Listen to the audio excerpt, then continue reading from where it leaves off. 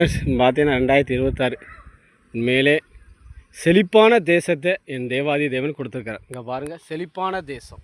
ஏன்னா 10 நாளைக்கு முன்னாடி பார்த்தீங்கன்னா இது ஃபுல்லாக தண்ணி தான் இருந்துச்சு. ஆனால் நட முடியுமானு இல்லை. 2 தடவை நாற்று பாவி 2 தடவை இதாகி போச்சு. ஆனால் தேவாதி தேவன் அந்த நாற்றையும் முளைக்க வச்சு நம்மளுக்கு நட வச்சுருக்கிறார். பாருங்கள், அற்புதங்கள் செய்ய வச்சுருக்கிறார்.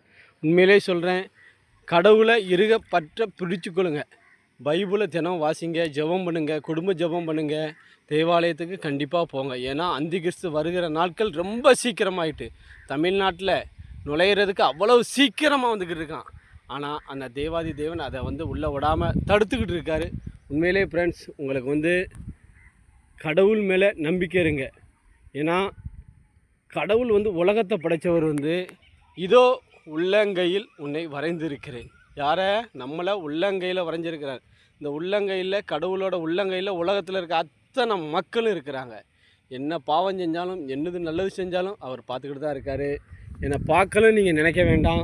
உண்மையிலே சொல்கிறேன் ஃப்ரெண்ட்ஸ், டிவி சீரியல் பார்க்காதீங்க. சீரியல் சாத்தான் மீண்டும் தொடரும் போட்டு மனசுக்குள்ளே போட்டு அழுத்திக்கிட்டே பாரமாக இருக்கிறவன் தான் அந்த சாத்தான். அந்த சாத்தானை இனிமேல் நம்ம பார்க்காதீங்க. சீரியல் வேண்டாம். தேவனை தொழுது கொள்ளுங்க.